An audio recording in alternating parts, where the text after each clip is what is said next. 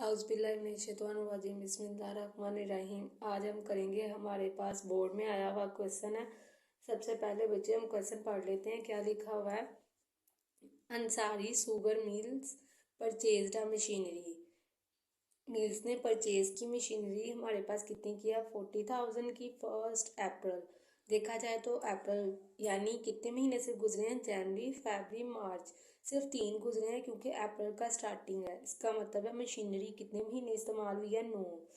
It spend, इस पर खर्चा आया 17,500। तो इसका मतलब है मशीनरी हमारे पास 40,000 की नहीं है, बल्कि दोनों को ऐड करके असल में कॉस्ट उतनी बनती है।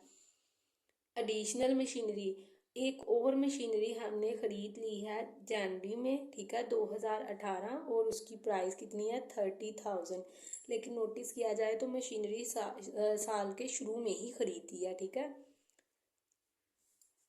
डेप्रिसिएशन वाज रिटर्न ऑफ, यानी डेप्रिसिएशन की वैल्यू में जो कमी आ रही है, रिटर्न ऑफ डेप्रिसिएशन की क्या है?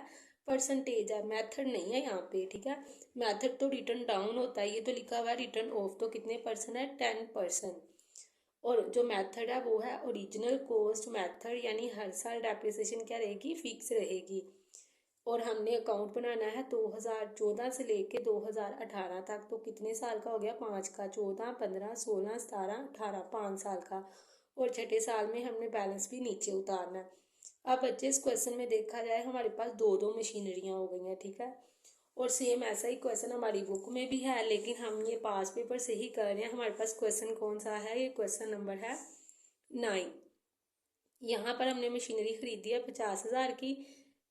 हमने जो खरीदी है वो 1 जनवरी में ही खरीदी थी। यहाँ देखा जाए तो मशीनरी कब खरीदी है? साल के मिड में, मतलब 3 महीने गुजर चुके हैं। यहाँ 9 महीने की डेप्रिसिएशन लेनी है, लेकिन यहाँ पर कितनी लेनी है? पूरे साल की ही पहली मशीनरी की लेनी है। 2013 में एक और मशीनरी खरीद ली है, और उस पर उसको खरीदा है 10,000 में, और उसके ऊपर खर्चा कितना आया? 1,000 का। तो इसका मतलब मशीनरी 10,000 की नहीं बल्कि 11,000 की है। हमने इसी तरीके से इसका अकाउंट बनाना है, ठीक है। 10% की डेप्रिसिएशन है, और मेथड कौन सा है? Fix installment method. और यहाँ भी तो यही लिखा है, ओरिजिनल कॉस्ट मेथड। दोनों का एक ही मतलब है, यानी डेप्रिसिएशन कॉस्ट पे लेनी है, और हर साल क्या रहेगी? सेम रहेगी, चेंज नहीं होगी। तो ये क्वेश्चन थोड़ा सा इजी है, इसलिए हम ये वाले पास पेपर का क्वेश्चन करेंगे। तो यहाँ पे हमारी ये प्रॉब्लम नंबर कौन सी बन रही है? 4, ठीक है। ये इजी है क्योंकि इसमें जो पहले हम मशीनरी खरीद रहे हैं उसमें साल की ही लेंगे। तो 12 को 12 भी करो तो वो तो 1 आ जाएगा, तो इसमें महीने को ज़्यादा प्रॉब्लम क्रिएट नहीं करेगा, लेकिन यहाँ पे करेगा। और यहाँ देखा जाए तो दूसरी मशीनरी खरीदी है वो साल के शुरू में ही खरीदी है 2018 के। तो दूसरी मशीनरी पर डेप्रिसिएशन पूरे साल की आएगी जब हम खरीदेंगे, लेकिन यहाँ पे जब हमने मशीनरी खरीदी है तो हमने खरीदी है 1 जुलाई। तो जिस साल हमने दूसरी मशीनरी खरीदी है यहाँ पर डेप्रिसिएशन 6 माह की आएगी, ठीक है। तो कोई मसला नहीं, हम क्वेश्चन ध्यान से पढ़ें और इसको सोल्व करते हैं। तो ये हमारे पास क्वेश्चन है। सबसे पहले हम क्या लिखेंगे? बैंक या फिर कैश अकाउंट। मशीनरी हमारे पास है 40,000 की, और ये है 17,500, ठीक है जी। हम इसको कर लेते हैं ऐड। तो ये हमारे पास आ गई कॉस्ट 57,500, 57,500। इस पे लेनी है अब हमने डेप्रिसिएशन। कितने परसेंट है? 10%। तो 57,500 मल्टीप्लाई 10% का 100 नीचे, और 1 अप्रैल। तो इसका मतलब है 9 मंथ। टोटल कितने साल में महीने होते हैं? 12। अब हम ऊपर वाली को डायरेक्ट कर देंगे मल्टीप्लाई, मतलब ये लिखी हुई है रकम मल्टीप्लाई 10 मल्टीप्लाई 9 डिवाइडेड बाय 1200। तो ये हमारे पास आ जाएगी डेप्रिसिएशन। क्या चीज़ है? 4,312। पॉइंट यहाँ पे 5 भी है, ठीक है। अब हम इसमें से इसको कर देते हैं माइनस। तो माइनस फिर 57,500। तो ये हमारे पास आ गया बैलेंस क्लोजिंग 53,187.5 नीचे लिख देंगे टोटल 57500 नेक्स्ट फिर से हम उतार लेते हैं बैलेंस। जो पिछले साल का क्लोजिंग है वो नेक्स्ट ईयर का बिगनिंग बन जाएगा BD, ठीक है। तो ये हमारे पास ये बैलेंस अब यहाँ आ जाएगा। तो कितना है 53,187.5। अब हमने फिर से लेनी है डेप्रिसिएशन, लेकिन अब हम देखा जाए तो बच्चे मेथड कौन सा है, ओरिजिनल कॉस्ट मेथड, मतलब डेप्रिसिएशन चेंज नहीं होगी। और किस पे लेंगे, ओरिजिनल कॉस्ट पे। ओरिजिनल कॉस्ट का मतलब है सबसे पहले मशीनरी कहाँ खरीदी थी, तो कहाँ खरीदी है, जहाँ पर बैंक का लफ्ज या कैश का लफ्ज लिखा हुआ है सबसे पहले, जहाँ हमने उसको ऐड किया, तो ये चीज़ लिखी हुई है। इसका मतलब हम दोबारा से इस पर डेप्रिसिएशन लेंगे, लेकिन चेंज आएगी। क्यों? क्योंकि पहले साल यहाँ पे जो लिखी है ये 9 माह की है, और यहाँ पर ये पूरे साल की, मतलब ये वाला जो मंथ है ये चीज़ हम काउंट नहीं करेंगे, सिर्फ इतना सा प्रोसीजर करेंगे। क्योंकि साल पूरी अगर इस्तेमाल हो 12 को 12 पे तक सिम करो, वो तो कट जाएगा, एक आ जाएगा, तो कोई फ़ायदा नहीं होगा। तो इसका मतलब है यहाँ भी क्या होगा, 1 0 कम हो जाएगा, ठीक है। लिख भी कर भी लेते हैं। हमारे पास क्या चीज़ है, 57,500 मल्टीप्लाई 10। सिंपल देखा जाए तो 1 0 नहीं आएगा, कम आएगा, डिवाइडेड बाय 100। तो ये हमारे पास नेक्स्ट ईयर की डेप्रिसिएशन आ गई। हमने 5 साल का बनाना है और छठे साल का बैलेंस भी उतारना है। अब हम इसमें से इसको क्या कर देंगे, माइनस माइनस जो हमने बैलेंस लिखा है बिगनिंग, पिछले साल का जो क्लोजिंग था वो अगले साल का क्या बन गया, बिगनिंग बैलेंस। तो यहाँ पे हमारे पास डेप्रिसिएशन आएगी 47,437.5, ठीक है। अब हम नीचे लिख लेते हैं टोटल। टोटल मतलब ये चीज़ टोटल, क्योंकि दोनों में से कौन सी साइड हमेशा ये वाला नीचे आता है दोनों साइडों की तरफ, ठीक है।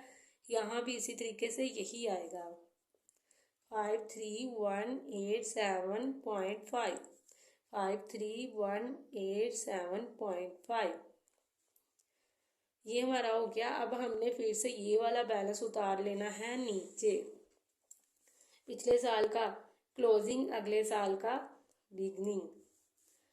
तो हमारे पास बैलेंस कितना है 47,437.5। इस साल की लेंगे डेप्रिसिएशन। डेप्रिसिएशन यहाँ पर चेंज नहीं होगी, तो मतलब देखा जाए दोबारा से, ये है ओरिजिनल कॉस्ट पे लेते हैं ना, तो इस पे दोबारा से 10% ली जाए तो क्या आएगी, यही वाली सेम यहाँ नीचे आ जाएगी। क्योंकि ऊपर से फिर चेंज थी, यहाँ 9 की थी और यहाँ पर पूरे साल की थी, यहाँ 9 माह की थी। अब यहाँ लिख लेते हैं पूरे साल की 5750। हमने देखा जाए तो बच्चे ये वाला बैलेंस यहाँ पर उतारा है, ऐसा ही है। अब हम इसमें से इसको दोबारा से कर लेते हैं माइनस, लेकिन पहले टोटल लिख लेते हैं 47,437.5। यहाँ भी टोटल यही चीज़ आएगी 47,437.5, बराबर के दोनों साइडों की तरफ यही रकम आएगी, ठीक है। अब हम इसमें से इसको कर देते हैं माइनस, तो ये हमारे पास रकम है 47,437.5, 47,437.5 माइनस 5750 इक्वल, ये हमारे पास आ गया बैलेंस 4168.7.5। अब ये वाला बैलेंस हम नेक्स्ट ईयर का उतार देंगे। और यहाँ पे अब हम देख लेते हैं ये कौन सा साल बन रहा है। तो यहाँ पर बच्चे हमने लेना था 2014 से 18, ये 2014, 15, 16। अब हमने मशीनरी कब खरीदी है, कौन से साल में खरीदी है, 18 में। अब हम ले लेते हैं 2017। इसका मतलब है अब हम यहाँ पे बैलेंस उतारेंगे ना, तो अभी भी हमें वो वाली चीज़ करने की जरूरत नहीं, क्योंकि मशीनरी हमने कब खरीदी है, हमने 2018 में खरीदी है, तो 17 अभी तो चल रहा है। इसका मतलब है दोबारा से उतार लेते हैं बैलेंस बिगनिंग, अमाउंट लिख लेते हैं। सेम यही चीज़ यहाँ लिखी जाएगी 4168.5। अब दोबारा से डेप्रिसिएशन लेंगे और डेप्रिसिएशन कितनी आएगी,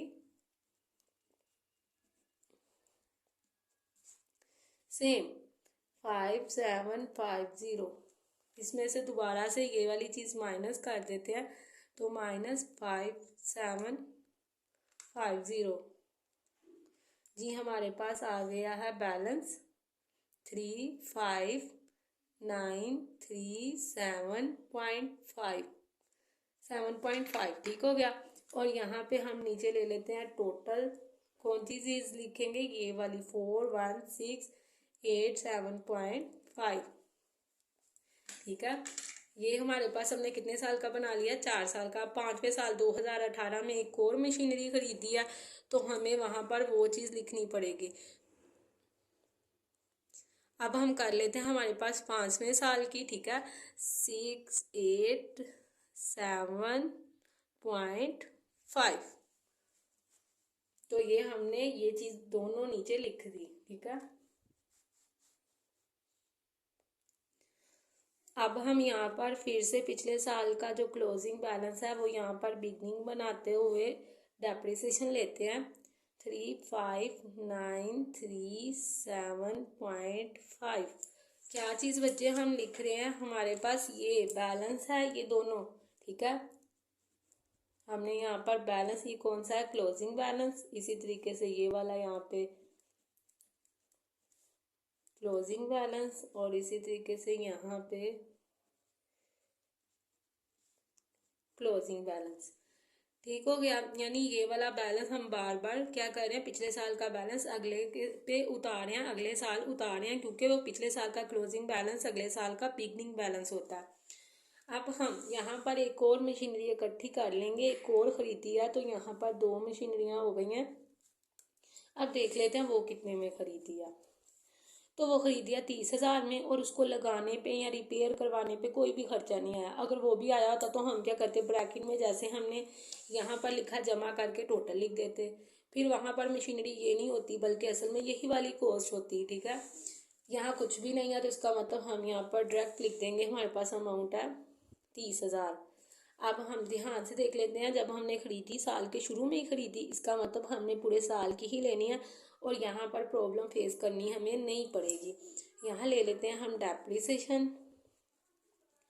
अब नोटिस किया जाए तो 2018 में मशीनरी कितनी हो गई हैं, 2 हो गई हैं, ठीक है। हमारे पास आएगी 1 जनवरी, और ये जो नई खरीदी है ये भी 1 जनवरी की ही है। अगर हम यहाँ जुलाई में खरीदते तो फिर हम बैंक के साथ यहाँ पर लफ्ज़ कौन सा लिखते, जुलाई का लिखते, और फिर हम इस पर डेप्रिसिएशन 6 माह की लेते। अब हमने इस पर भी साल पूरे की लेनी है, तो 10 डिवाइडेड बाय 100। अगर 6 माह की होती तो 6 डिवाइडेड बाय 12 भी कर देते, ठीक है। यहाँ इस तरीकाकार से करते सोल्व। अभी फ़िलहाल हम नहीं करेंगे, 1 0 कम आ जाएगा, तो इसका मतलब है यहाँ पर डेप्रिसिएशन 2 मशीनरियाँ हो गई हैं, दोनों की इकट्ठी करनी है। पिछली मशीनरी चली आ रही है उसकी कितनी बनती है हमारे पास पूरे साल की, जो हम यहाँ लिख रहे हैं 5750, ठीक है। अब हम लिख लेते हैं 5750 पिछली मशीनरी की डेप्रिसिएशन है, प्लस नई मशीनरी की डेप्रिसिएशन कितनी है 3000, और दोनों को करके जमा यहाँ पर लिख देते हैं। अब हम क्या करेंगे, 5750 प्लस 3000, तो ये हमारे पास आ गया 5750 प्लस 3000, तो ये आ गया हमारे पास डेप्रिसिएशन 8750।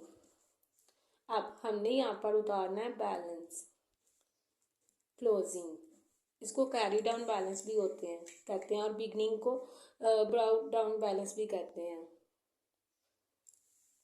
ब्राउट डाउन मतलब क्लोजिंग फिर किस में चेंज हो जाएगा, बिगनिंग में। यहाँ लिख लेते हैं टोटल, हम कैसे लिखेंगे, इन दोनों को करेंगे प्लस, तो 3750 937.5 प्लस 3000, ये हमारे पास आ गई है वैल्यू 65937.5। इसमें से इसको क्या कर देंगे, जो दोनों की ये देखा जाए यहाँ पर दोनों को इकट्ठा करके लिखा हुआ है, यहाँ पर दोनों मशीनरियों की वैल्यू क्या हो गई है, इकट्ठी हो गई है, ठीक है। और ये भी हमने डेप्रिसिएशन की वैल्यू इकट्ठी करके लिखी है, हम इसमें से इसको कर देंगे माइनस। तो माइनस करते हैं 8750, तो ये हमारे पास आ गई बैलेंस, ठीक है, 57187.5। टोटल कितना है 65937.5। अब ये जो बैलेंस है हमारे पास नेक्स्ट ईयर का क्या बन जाएगा, क्योंकि अगर उसने हमें 5 साल की हमने 5 की बना दी, लेकिन छठे साल का बैलेंस लाजमी नीचे उतारना है, तो ये हमारे पास क्या आ जाएगा 2019 1 जनवरी। ये हम यहाँ लिख देंगे बैलेंस, बिगनिंग बैलेंस। तो अमाउंट क्या लिखेंगे, ये जो हमने दोनों मशीनरियों को इकट्ठा करके लिखा है, तो ये इसका मतलब यहाँ पर ये दोनों मशीनरी की वैल्यू इकट्ठी हो गई है, जमा हो गई है 7.5, ठीक है। ये हमारा क्वेश्चन हो गया है कंप्लीट। ये हम टेबल कर देंगे क्लोज। बच्चे अब हम लिख लेते हैं डेट्स लिखने से पहले आप सबसे एक छोटी सी रिक्वेस्ट है, मेरे कुछ कोलीग्स हैं जो कि यतीम खाना खोलने के बहुत ख्वाहिशमंद है, अगर आप नेकी के इस काम में अपनी कंट्रीब्यूशन करना चाहते हैं, नीचे जो नंबर दिया गया उस पर जैस कैच करवा सकते हैं, या उसके हवाले से कोई भी राय देना चाहते हैं तो कमेंट बॉक्स में लिख सकते हैं। And don't forget to subscribe my channel and like my video. तो लिखते हैं यहाँ 2000 क्या है हमारे पास चल रहा 1 जनवरी, यहाँ 31 दिसंबर। नेक्स्ट हमारे पास क्या आएगा यहाँ पे 2000, यहाँ लिखने की ज़रूरत ही नहीं है, सिर्फ हमने बैलेंस ही नीचे उतारना है लास्ट ईयर का, ठीक है। अब यहाँ लिखते हैं जब हमने मशीनरी खरीदी तो डेट क्या थी 1 अप्रैल, तो ये डेट आ गई 1 अप्रैल। जो बच्चे हम लाइन छोड़ रहे हैं ना, हम वहाँ पे साल लिख रहे हैं, ठीक है। 2000 यहाँ 14, 31 दिसंबर, मंथ के पहले 3 अल्फ़ाबेट लाजमी लिखने हैं, अप्रैल, ठीक हो गया। अब यहाँ पे 1 जनवरी, यहाँ पे 2015 31 दिसंबर, इसी तरीके से यहाँ पे 1 जनवरी और यहाँ 31 दिसंबर, यहाँ पे 1 जनवरी और यहाँ 31 दिसंबर, ठीक है। यही बच्चे हमारा क्वेश्चन था। यहाँ से ध्यान से लास्ट वाला ईयर देख लेते हैं। इन दोनों जो मशीनरियाँ थी हमने दोनों को जमा करके लिख दिया और दोनों में से इसको क्या कर दिया माइनस कर दिया, तो हमें पता चल गया कि दोनों की मशीनरियों को जमा करने के बाद उसकी वैल्यू जो कम हुई है एसेट्स को इस्तेमाल करके उसमें से उसको माइनस कर देंगे, तो आखिर पे अगले साल हमारे पास मशीनरियों की वैल्यू मतलब वर्थ कितनी बचेगी, ठीक है। तो यही था हमारा इस चैप्टर का लॉन्ग क्वेश्चन।